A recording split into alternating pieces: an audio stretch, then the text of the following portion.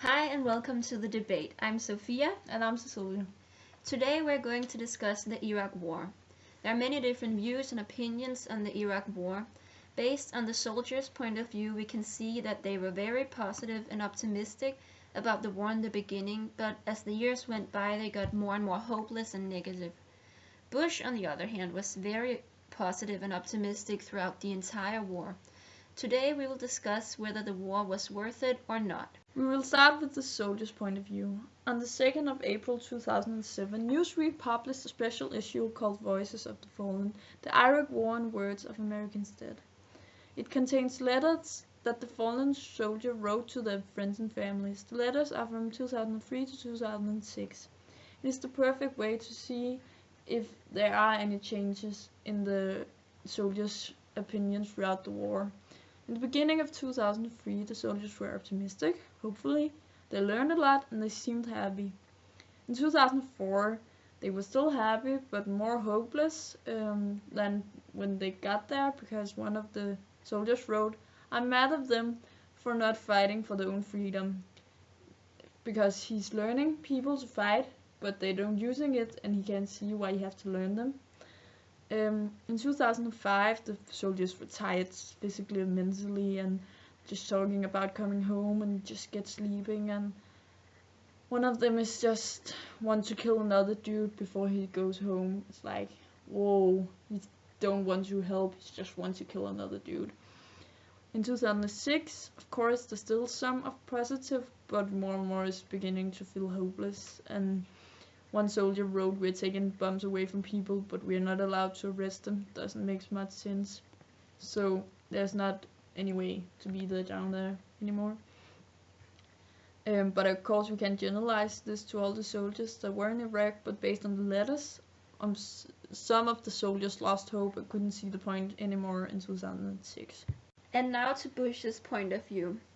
Unlike the soldiers, Bush was very positive and optimistic throughout the entire war. In his State of the Union speech from 2006, he's talking about all the positive outcomes of the war. They had an election, but he's not saying that only 1,500 people voted, which made it kind of a failure. And he is ignoring all the other bad outcomes, all the civilians that were killed. He uses Sergeant Dan Clay's letter to his family that was very positive to say that all soldiers agree with him. They all think that it's an honor to fight for their country, like Sergeant Dan Clay said. But of course he's America's president and he was the one who started the war, so he kind of has to be positive and not focus that much on the negative outcomes. But that creates the question, is Bush reliable when he ignores all the bad things about the war? What do you think? Our own opinion, my personal opinion, Bush started the war because he thought that Iraq was hiding lots of mass destruction weapons and stuff like that, and in the end it turned out that Iraq didn't have any of them, so many soldiers and civils was killed for no reason, so I didn't thought that it was worth it.